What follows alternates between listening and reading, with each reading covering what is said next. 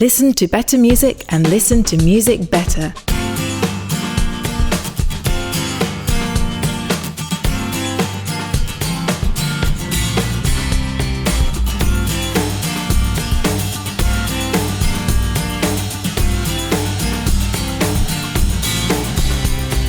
Welcome to True Tunes at 45 RPM, the short-form version of the ongoing conversation you'll hear on the True Tunes podcast and in the digital pages at truetunes.com.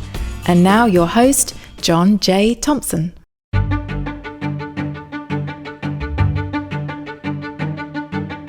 David Bunker has been one of my closest and most trusted advisors, mentors, and confidants since my earliest days as both an artist and as someone trying to make sense of the music industry.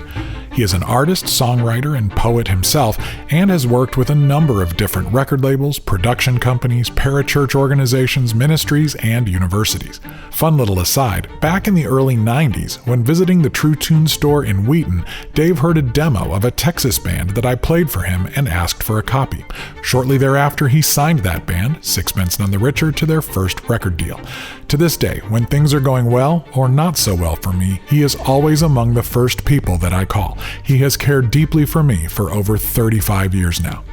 In addition to many other things, Dave is currently serving as a chaplain to the music majors at Judson University outside of Chicago.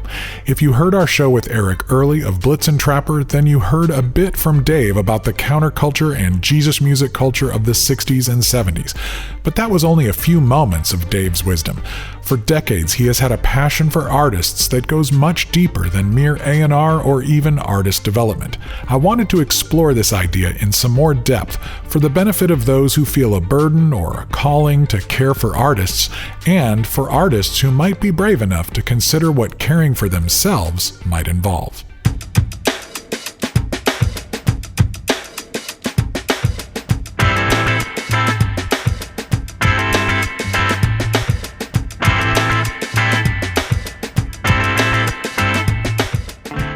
One of the things that you've been involved with for a long time and are continuing to make space for in your life is what I think you call artist care. So the idea that artists need some kind of help or care that might be different. Explain your concept of artist care and why that's important for people to be thinking about.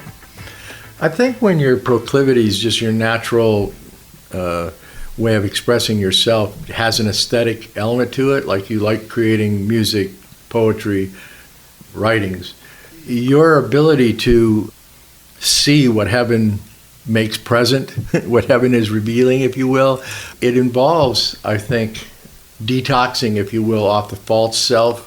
It involves a degree of quietness. There is a spiritual direction nature to it. And I think like we're seeing a renewal of Thomas Merton's writings and the contemplative side.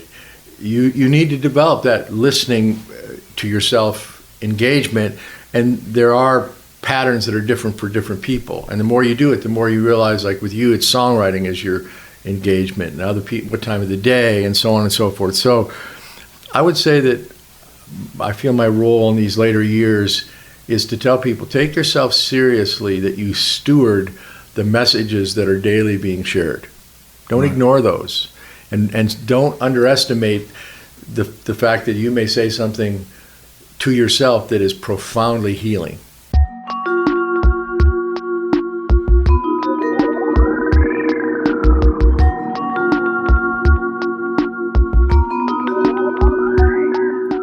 So how does this happen? How do people find themselves being cared for? Or how do people who have a unction to care for people actually do it? There are movements. I mean, there are weekends and retreats, but I think it starts with encountering somebody that listens to you and pays attention to you and asks the right questions. And inevitably, if you do, you find that they're connected to somebody else, and so your community starts to grow organically. Because I don't necessarily think like, we'll just go out and find a group of people. Right. Our humanity is shared by all, but we do have a clan. Everybody has a clan. And because of my journey, I've grown up in Christian contexts in the last how many years, and I call myself a Christian, and I process a lot of what I do through that lens. But I have friends who have they're not even close to that in terms of their faith. I share a different experience with them, but as an Orthodox Christian, it is important to me that I name things with the history and the lineage that I've been offered. So it's finding your clan, but it's also finding your spiritual community that the priests, if you will, or right. the people are really bringing you water, and they're bringing you healing on a consistent basis. So even if you struggle with that, bring your struggles. I always tell people why it's important to genuflect. You know, they're like, why do you genuflect? It's like, study the word. You'll realize that we should bend our knee, and because I know so little, but I know one who knows what I need to know.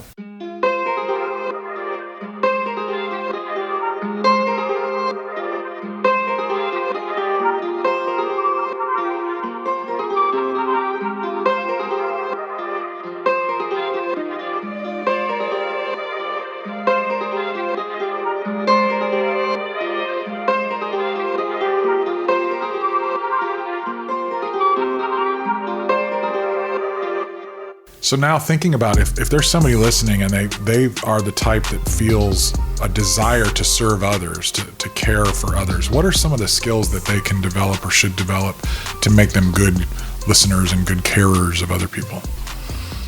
Well, I think one of the reasons it's important to get into, I don't care if it's a 12-step, ironically, 12-step and those movements in the church are some of the best discipleship models. Yeah. And it's because they start with like, so you're broken. Yeah, I'm broken. It's like, okay, we are too. So we have that in common.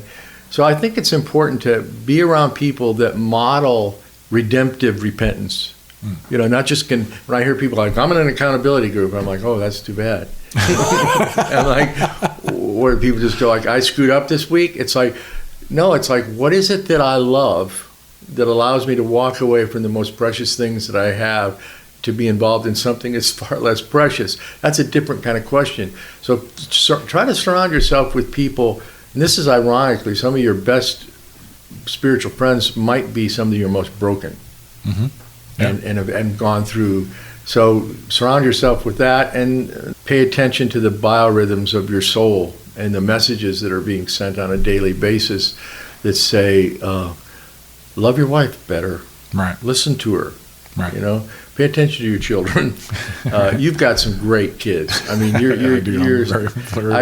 love them. And a lot of it is they've grown up watching you and Michelle struggle through life yourselves and figure it out. And so at least they have the model that struggling is okay. Right. That's true.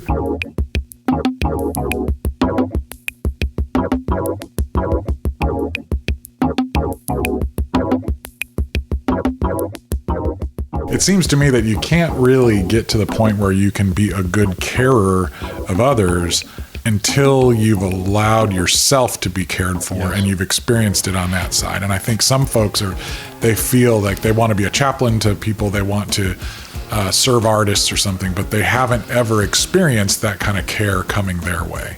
And there's always going to be a miss there. They still might accomplish some good things, but until you really become transparent, vulnerable, open, and experience what it's like for someone to genuinely care about you as a human being, not as a means to an end, then you're probably going to be missing something you need in order to offer that to other people. I think our model of leadership in the evangelical subculture, of which I'm familiar with, is definitely askew. And a lot of it's because there's the assumption that if you understand the Nicene Creed, you're going to walk in perfection. Right. And I find that Jesus, like through, his teaching in the Sermon on the Mount, for example, I am aware of just how selfish I am. I cannot believe it. So if we allow our leaders to, from the get-go, say, I need people to surround me. I need people who have my back. And I think we would see restoration, we would see healing, but we'd also be modeled by our leaders that, like, look, if you want to be a follower of Jesus, you're going to have to empty yourself quite consistently of your pride.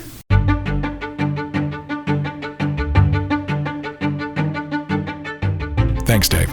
We'll have more with Uncle Bunky, as many of his beloved charges refer to him, in future episodes of the show, so stay tuned for that. And in the meantime, consider who you might be called to care for out there and who you might be wise to allow to care for you.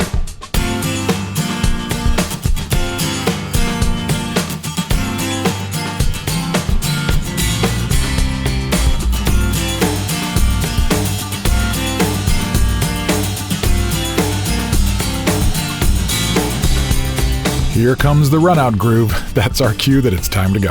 If you dig the show, please subscribe and spread the word. Also, please leave us a review and rating on Apple Podcasts. Subscribe to our email list at truetunes.com. Follow us on Facebook at TrueTunesNow, and find and follow our weekly Spotify Gallery Stage mixtape.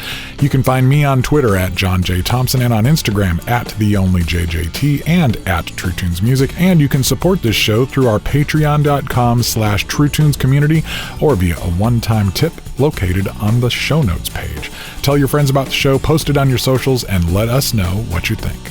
True Tunes at 45 RPM is produced by John J. Thompson and Bruce A. Brown for Gyroscope Productions and is intended for the private use of our listening audience.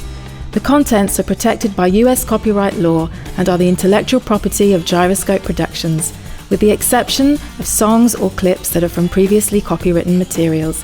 Everything on this episode is used by permission or under fair use provisions. Thanks for listening. Cheers. We'll see you next time.